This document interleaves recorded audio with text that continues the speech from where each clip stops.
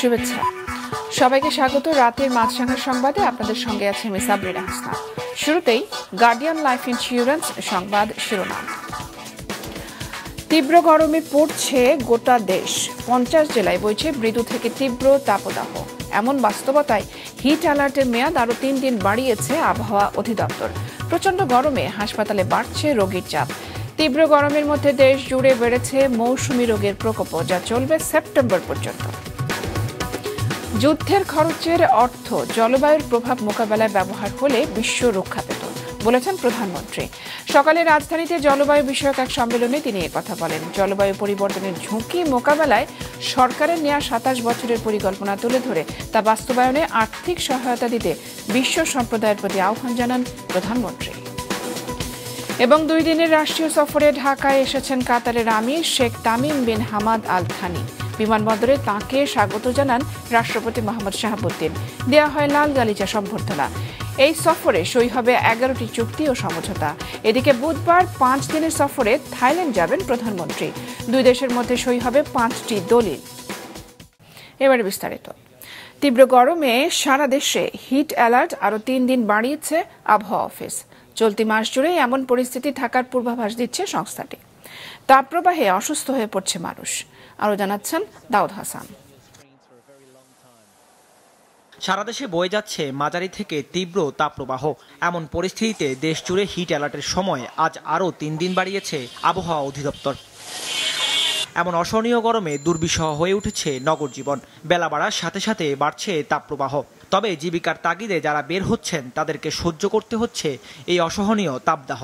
চালাইতে পারতেছি না গরমের টানাতে। আজ 3-4 দিন ধরে এই অবস্থা। এই জন্য বরফটার উপরে রাখছি। অ্যাক্টিভ মারিয়ে তোমার শরীরে কুলে না। তাপমাত্রা বেশি, মানে 10 টাকা ভাড়া বেশি চাইলে মানুষ রাগ করে। যদি আমরা গাছপালা ঠিক মতো আরো বেশি লাগাতে পারতাম বা শহরে অঞ্চলে বনায়ন হতো, তাহলে মনে হয় যে এই কষ্টটা হতো না আর কি। দেশের 50 জেলায় বইছে মৃদু থেকে মাঝারি তাপপ্রবাহ। তীব্র তাপপ্রবাহ চলছে পাবনা ও চুয়াডাঙ্গায়। খুব প্রয়োজন ছাড়া বাইরে বের হচ্ছেন না কেউ। এতে রোজগার কমে যাওয়ায় বেশি বিপাকে পড়েছে খেটে খাওয়া মানুষ। দুপুরের দিকে খুবই গরম এবং দুপুরের পর থেকে আরো বেশি গরম। বিশেষ কাজ ছাড়া বাইরে বেরোনোর কোনো সুযোগই পাচ্ছি না। অস্বাভাবিক গরমে দেশের বিভিন্ন এলাকার হাসপাতাল, ক্লিনিক, স্বাস্থ্য কমপ্লেক্সে বেড়েই চলছে রোগীর সংখ্যা। তাপমাত্রা বেশি কারণে বাচ্চাদের দুধ খায়, বমি হয়, পাতলা পায়খানা হয়। ডায়রিয়া থেকে শুরু হয়েছে একদম পেইং গট পর্যন্ত সিরিয়াস গেছে। বয়স্করা ডায়রিয়ার আক্রান্ত হচ্ছে। সেই সাথে শিশু বাচ্চাদেরও আমরা ওয়ার্ডে ডায়রিয়ার রোগী দেখতে পাচ্ছি এবং অনেক বাচ্চা দেখা যাচ্ছে যে গরমের কারণে অজ্ঞান হয়ে যাচ্ছে, সেন্সলেস হয়ে যাচ্ছে। যদিও এটাকে আমরা হিট স্ট্রোক বলবো না, কিন্তু তারপরেও আমার মনে হয় যে সবারই এই ব্যাপারে সচেতন থাকা দরকার। আবহাওয়া অধিদপ্তর জানিয়েছে এপ্রিল জুড়েই তাপপ্রবাহ থাকবে। কোথাও কোথাও অস্থায়ী বৃষ্টির সম্ভাবনা থাকলেও সামনে আরও কিছুটা বাড়তে পারে তাপমাত্রা। আগামীকাল পরশু আবার তাপমাত্রা বাড়ার সম্ভাবনা রয়েছে। আর যদি বৃষ্টিপাতের কথা বলি, আজকে যদি বৃষ্টি হয় এটা ময়মনসিংহ, সিলেট, চট্টগ্রাম এইসব জায়গাতে বৃষ্টির সম্ভাবনা বেশি। তাছাড়া দেশের অন্য জায়গায় হয়তো লোকালাইজ বিক্ষিপ্ত হয়ে 2-1 জায়গায় বৃষ্টি হতে পারে। যেহেতু বৃষ্টির সারা দেশে ওই রকম সম্ভাবনা নেই, তাই সহসায় তাপমাত্রা যে একবার নিয়ন্ত্রিত আসবে ওই রকম সম্ভাবনা নেই। চলমান তাপপ্রবাহের মধ্যে শিক্ষার্থীদের স্বাস্থ্য সুরক্ষা বিবেচনায় বন্ধ রয়েছে স্কুল কলেজ। দাউদ হাসান, মাছরাঙা সংবাদ, ঢাকা। গরমে দুর্যোগপূর্ণ আবহাওয়ায় রোগীদের জরুরি চিকিৎসা সেবা দিতে সারা দেশের হাসপাতালগুলোকে বিশেষ প্রস্তুতির নির্দেশ দেওয়া হয়েছে বলে জানিয়েছেন স্বাস্থ্যমন্ত্রী ডাক্তার সামন্তলাল সেন। দুপুরে শেখ হাসিনা জাতীয় বার্ন অ্যান্ড প্লাস্টিক সার্জারি ইউনিটে অনুষ্ঠিত এক সভা শেষে মন্ত্রী একথা জানান। আরও জানান, এই গরমে মেডিকেল এবং ডেন্টালের শিক্ষার্থীদের শুধু অনলাইনে ক্লাস হবে, তবে নিয়মিত পরীক্ষা অনুষ্ঠিত হবে। জানান, ট্রেন থেকে নামতে গিয়ে গুরুতর আহত অধ্যাপক আনু মোহাম্মদের সর্বোচ্চ চিকিৎসা নিশ্চিত করতে বলেছেন প্রধানমন্ত্রী। সারা দেশের সমস্ত পরিচালক এবং সিভিল সার্জনদের সঙ্গে কথা বলছি। যে সমস্ত রোগীরা আমরা ওয়েট করতে পারি তাদের জন্য এখন সবাইকে ভর্তি না করে আমাদের হাসপাতালগুলোকে ফাঁকা রাখার জন্য, যাতে বয়স্ক এবং বাচ্চারা যারা সবচেয়ে বেশি আক্রান্ত হচ্ছে তারা যেন মানে বৃষ্টি না পায়। আমাদের যে ডিএনসিসি হাসপাতাল আছে, যেটা কোভিডের সময় খুব হেল্প করছিল, ওদেরকে আমরা প্রস্তুত রাখছি। তবে মনে করি না যে ওই রকম অবস্থায় যাবে। যদি কোনো মানে দরকার হয় সেটা আমরা ব্যবহার করি। সারা দেশে বেড়েছে মৌসুমী রোগের প্রকোপ, যার প্রভাবে জ্বর, ঠান্ডা, ডায়রিয়া এবং নিউমোনিয়া নিয়ে অনেকেই ভর্তি হচ্ছেন হাসপাতালে। জনস্বাস্থ্য বিশেষজ্ঞরা বলছেন, গরমের এই সময়ে থাকবে ইনফ্লুয়েঞ্জার প্রভাব। এটি থেকে পরিত্রাণ পেতে জ্বর এলেই পরীক্ষা করার পরামর্শ দেওয়া হয়েছে। নুরুন নাহার উইলির রিপোর্ট। 7 মাস বয়সী মিম গত 7 দিন ধরে জ্বর আর ঠান্ডায় আক্রান্ত। এখন ভর্তি রাজধানীর মুগদা মেডিকেল কলেজ হাসপাতালে। ঠান্ডা, জ্বর, তারপরে এরকম এক সপ্তাহ যাবত। তার কাছাকাছি বয়সের অনেক শিশুই এখন ভর্তি মুগদা হাসপাতালের শিশু বিভাগে, যেখানে শয্যা সংখ্যা 60 হলেও ভর্তি 115 জন এবং বেশিরভাগেরই অসুস্থতার কারণ জ্বর, ডায়রিয়া, নিউমোনিয়া। শুধু ওর জ্বরই, মানে অনেক জ্বর, 104 জ্বর কমে না। বাচ্চার আজকে 15 দিন যাবত জ্বর। আগে বমি করতো, তারপর পাতলা পায়খানা হয়েছিল, স্যালাইন দিতে এখন একটু সুস্থ হয়েছে। চিকিৎসকরা বলছেন, ঠান্ডা জ্বরের মতো সংক্রমণ নিয়ে আসছে বেশিরভাগ রোগী এবং ঈদের পর থেকে রোগীর সংখ্যা ক্রমাগত বাড়ছে। ফিভার থাকতেছে, 7 to 8 days fever, abdominal pain থাকছে, তারপরে লুজ ওয়াটার স্টুল থাকছে এবং রেসপিরেটরি ডিস্ট্রেস নিয়ে ভর্তি হচ্ছে নিউমোনিয়ার বাচ্চা যারা। তাদের দেখা যায় যে একই সাথে 2 ধরনের ইনফেকশন আছে, ডায়রিয়াও নিয়েও আসতেছে, আবার নিউমোনিয়ার ফিচারও আছে। তবে শুধু যে শিশুরা আক্রান্ত হচ্ছে তা কিন্তু নয়, একই উপসর্গ নিয়ে হাসপাতালে ভর্তি হচ্ছেন প্রাপ্তবয়স্করাও। সারা বাংলাদেশেই বাড়ছে ঠান্ডা এবং ছোঁয়াচে রোগের প্রকোপ, যাদের বেশিরভাগেরই উপসর্গ জ্বর ও ডায়রিয়া। রাজশাহী, যশোর, চুয়াডাঙ্গা সহ যেসব স্থানে তীব্র তাপপ্রবাহ চলছে, সেসব জায়গায় হাসপাতালে রোগীর সংখ্যা বাড়ছে এবং এসব রোগীর মধ্যে বড় অংশই শিশু ও বৃদ্ধ। এই গরমের কারণে আমরা সাধারণত দেখছি যে অনেক বেশি পরিমাণে ডায়রিয়ার পেশেন্ট আসছে, জ্বরের রোগী আসছে, ঠান্ডা, কাশি, জ্বর, ডায়রিয়ার পেশেন্টে বেশি আসছে। স্যালাইন দিলে ওই অস্থির হয়ে বমি করে, আবার স্যালাইন বন্ধ করলে অনেক বমি করে, পেট ব্যথা। কালকে ভর্তি হয়েছি, পেটের বাম সাইডে ব্যথা আর বমি হয়েছে। জনস্বাস্থ্য বিশেষজ্ঞরা বলছেন, গরমের এই পুরো সময়টাতেই থাকবে ইনফ্লুয়েঞ্জা বা ছোঁয়াচে রোগের এই প্রকোপ।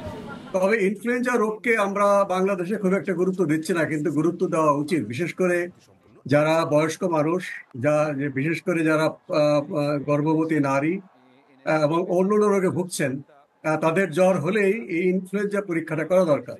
এবং এই সময়ে আমাদের ইনফ্লুয়েঞ্জা পরীক্ষা, কোভিড পরীক্ষা এবং ডেঙ্গু পরীক্ষা, জ্বরের জন্য এই 3টা কারণ, এই 3টা একটা যদি পাওয়া না যায় তখন অন্য পরীক্ষাটা করা উচিত। তাই বাড়তি সতর্কতার জন্য তারা জোর দিচ্ছেন শিশু, বয়স্ক ও গর্ভবতীদের ইনফ্লুয়েঞ্জার টিকা নেবার প্রতি। নুরুন নাহার উইলি, মাছরাঙা সংবাদ, Dhaka.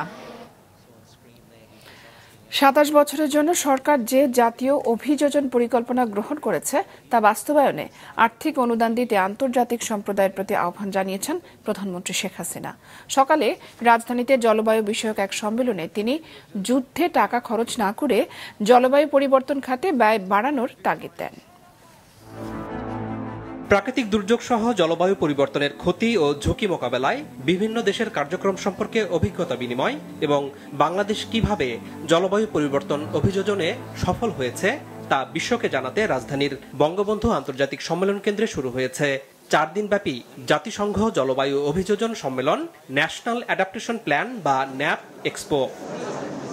United Nations framework conventions on climate change বা UNFCCC আয়োজিত 9ম এই সম্মেলনে যোগ দেন প্রধানমন্ত্রী শেখ হাসিনা। বাংলাদেশে প্রথমবারের মতো আয়োজিত এই সম্মেলনে 104টি দেশের জলবায়ু বিশেষজ্ঞ, এনজিওর প্রতিনিধি সহ বাংলাদেশের বিভিন্ন মন্ত্রণালয়ের প্রতিনিধিরা অংশ নিয়েছেন। শুভ উদ্বোধন ঘোষণা করছি। প্রধানমন্ত্রী বলেন, বাংলাদেশ দুর্যোগের ঝুঁকি হ্রাস ও জলবায়ু পরিবর্তন অভিযোজনে কার্যকর পদক্ষেপ নেয়াতেই গত বছর ঘূর্ণিঝড় মোখায় দেশে কোনো প্রাণহানি হয়নি। তিনি জানান, সরকার আগামী 27 বছরের জন্য জাতীয় অভিযোজন পরিকল্পনা গ্রহণ করেছে। 27 বছর ন্যাপে গৃহীত কর্মপরিকল্পনা সমূহ বাস্তবায়নের জন্য $230 মিলিয়ন প্রয়োজন। নির্দিষ্ট তহবিল ও ও অতিরিক্ত আর্থিক সংস্থানের ব্যবস্থা গ্রহণে আমি ধনী দেশ ও আন্তর্জাতিক সম্প্রদায়ের প্রতি আহ্বান জানাচ্ছি। বাংলাদেশ সহ বিভিন্ন দেশের অভিযোজন সক্ষমতা আরও বৃদ্ধিতে প্রধানমন্ত্রী 6টি প্রস্তাব তুলে ধরেন। এই যুদ্ধে অস্ত্র এবং অর্থ ব্যয় না করে সে টাকাগুলি এই জলবায়ু পরিবর্তনে যদি ব্যয় করা হতো তো বিশ্বটা রক্ষা পেত। উন্নত দেশগুলির দ্বারা জলবায়ু তহবিলে বার্ষিক $100 বিলিয়ন প্রতিশ্রুতি পূরণ করতে হবে। অভিযোজন ও প্রশমনের মধ্যে তা সমানভাবে বন্টন করতে হবে। বৈশ্বিক কার্বন নিঃসরণে মাত্র 0.48% অবদান রাখলেও বাংলাদেশ বিশ্বে সবচেয়ে ক্ষতিগ্রস্ত দেশগুলোর মধ্যে অন্যতম। আবারও সেই কথা সবাইকে স্মরণ করিয়ে দেন সরকার প্রধান। আনোয়ার হোসেন, মাছরাঙা সংবাদ, ঢাকা। সংবাদে নিচ্ছি বিরতি, ফিরে এসে আরও থাকছে। ভিসা নেওয়ার মাত্র 6 দিন বাকি থাকলেও এখনো বেশিরভাগ হজযাত্রীর বাড়ি ভাড়াই করেনি এজেন্সিগুলো, ব্যবস্থার হুঁশিয়ারি ধর্ম মন্ত্রণালয়।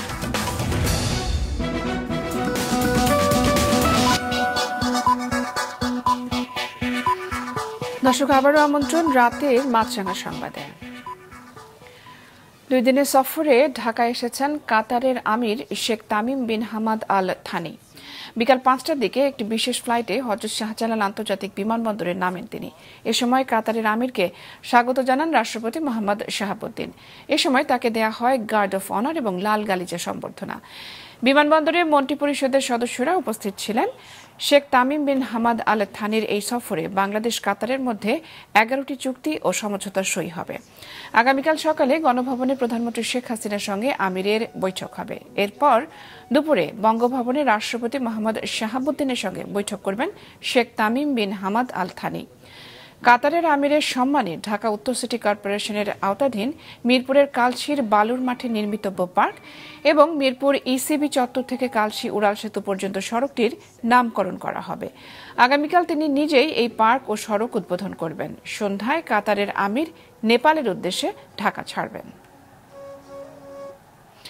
প্রধানমন্ত্রী শেখ হাসিনা আগামী 24 থেকে 29 এপ্রিল থাইল্যান্ড সফর করবেন। দুপুরে সংবাদ সম্মেলনে পররাষ্ট্রমন্ত্রী জানান, সফরে 2 দেশের মধ্যে বিভিন্ন বিষয়ে 5টি দলিল সই হবে। এর মধ্যে একটি চুক্তি, 3টি সমঝোতা স্মারক ও একটি সম্মতিপত্র।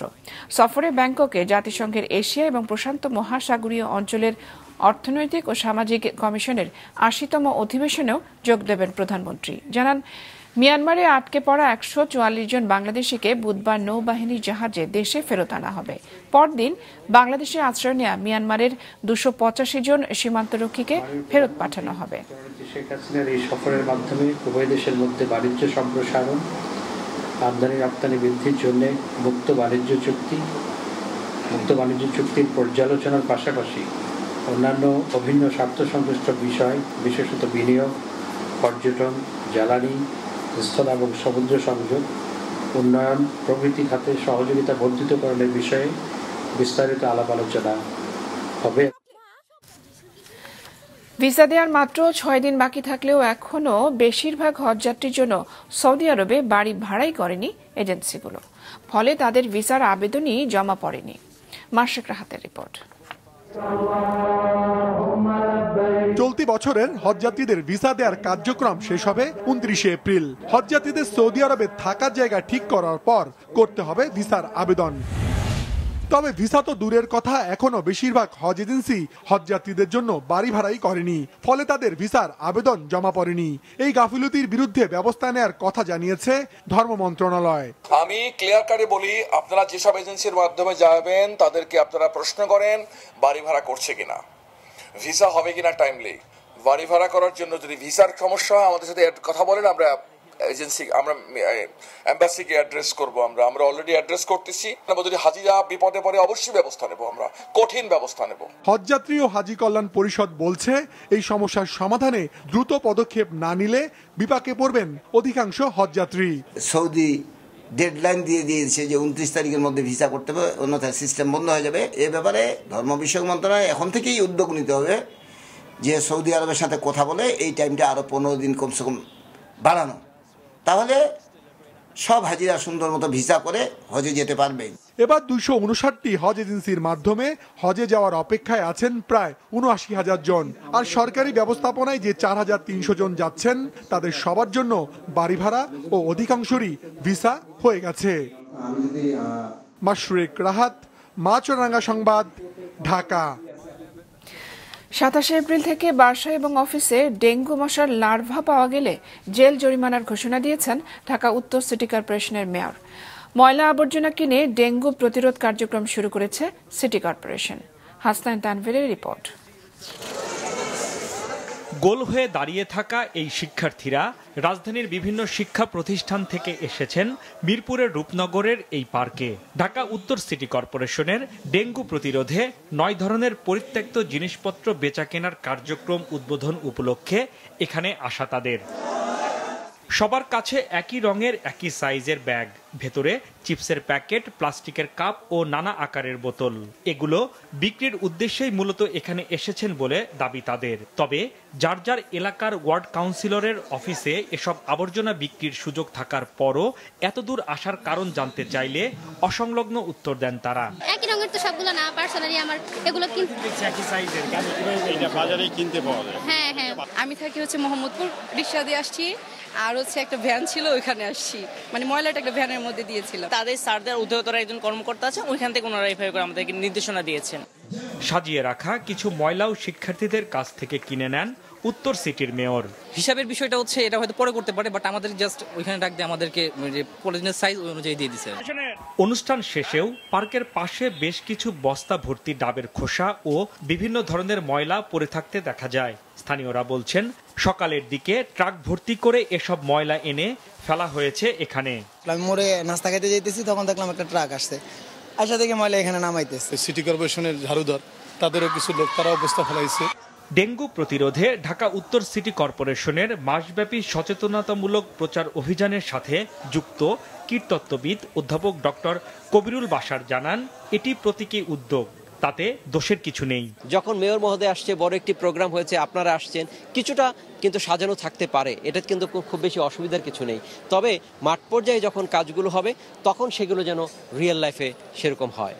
ডেঙ্গুর বিস্তার ঠেকাতে চিপস বা সমজাতীয় প্যাকেট ১ টাকা, আইসক্রিমের বা ডিসপোজাল কাপ ১ টাকা, প্রতি পিস ডাবের খোসা ২ টাকা, কনডেন্স মিল্কের কৌটা ২ টাকা, প্লাস্টিক, সিরামিক ও মেলামাইনের পাত্র ৩ টাকা, পরিত্যক্ত প্লাস্টিক ও দ্রব্যাদি প্রতি কেজি ১০ টাকা, পরিত্যক্ত পলিথিন প্রতি কেজি ১০ টাকা, পরিত্যক্ত টায়ার প্রতি পিস ৫০ টাকা, পরিত্যক্ত কোমোড বেসিন ১০০ টাকা দরে কিনে নিচ্ছে উত্তর সিটি কর্পোরেশন।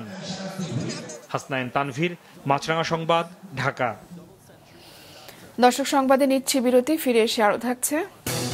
মেয়েদের টি-20 বিশ্বকাপ ভেন্যু মিরপুর শেরেবাংলা স্টেডিয়াম পরিদর্শন করল আইসিসি প্রতিনিধি দল। কাল যাবে সিলেট।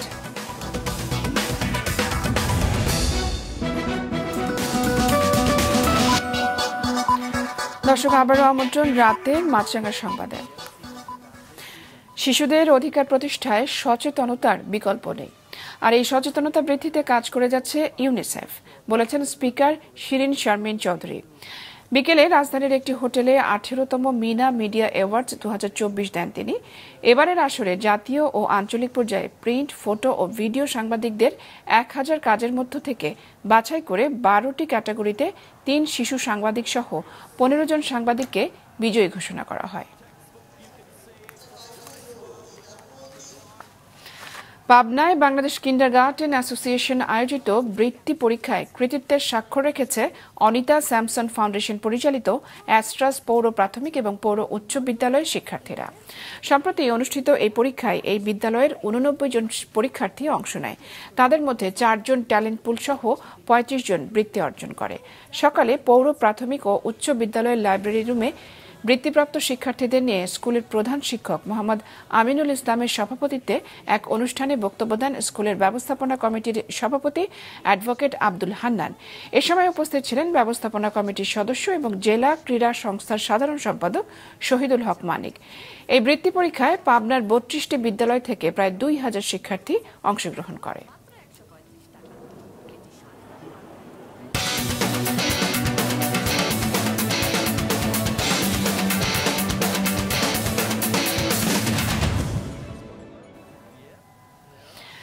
মেয়েদের 2024 টি-20 বিশ্বকাপের অন্যতম ভেন্যু মিরপুর শেরেবাংলা স্টেডিয়াম পরিদর্শন করেছে আইসিসির প্রতিনিধি দল। আগামী সেপ্টেম্বরে বাংলাদেশে হবে এই আসর। এর আগে 2014 সালে মেয়েদের টি-20 বিশ্বকাপ হয়েছিল বাংলাদেশে। এবার সম্ভাব্য ভেন্যুর তালিকায় মিরপুরের পাশাপাশি রয়েছে সিলেট স্টেডিয়াম। আইসিসির 5 সদস্যের প্রতিনিধি দল গতকাল ঢাকায় পা রাখে। আজ মিরপুরের গ্যালারি ও একাডেমি মাঠ পর্যবেক্ষণ করে তারা। কাল সিলেট স্টেডিয়াম পরিদর্শন করবে এই প্রতিনিধি দল। আগামী 5ই মে আইসিসি বিশ্বকাপের ট্রফি উন্মোচন করা হবে সিলেটে। 2 ভেন্যু পরিদর্শন শেষে আইসিসিকে রিপোর্ট করবে এই প্রতিনিধি দল।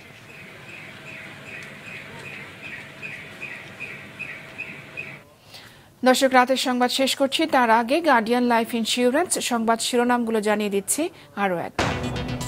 তীব্র গরমে পড়ছে গোটা দেশ। হিট অ্যালার্ট বাড়ল 3 দিন। গরমে হাসপাতালে বাড়ছে রোগী, বেড়েছে মৌসুমী রোগের প্রকোপও। যুদ্ধে অর্থ খরচ না করে জলবায়ু পরিবর্তন খাতে ব্যয় বাড়ানোর তাগিদ প্রধানমন্ত্রীর। এই খাতে বাংলাদেশকে সহায়তার আহ্বান। এবং 2 দিনের সফরে ঢাকায় কাতারের আমির। সই হবে 11টি চুক্তি এবং সমঝোতা। বুধবার থাইল্যান্ড যাবেন প্রধানমন্ত্রী। সই হবে 5টি দলিল। এই ছিল এখনকার মতো। ফেসবুকে আপডেট পেতে ভিজিট করুন মাছরাঙা টেলিভিশনের পেজে। ইউটিউব চ্যানেলেও দেখতে পারেন আমাদের সংবাদ, প্রতিবেদন এবং অনুষ্ঠান। দর্শক, রাস্তায় ধুলো এবং ধোঁয়া ফুসফুসের ক্ষতির কারণ হতে পারে। তাই জীবাণু এবং ফুসফুসের সংক্রমণ থেকে সুরক্ষিত থাকতে ব্যবহার করুন ফেস মাস্ক।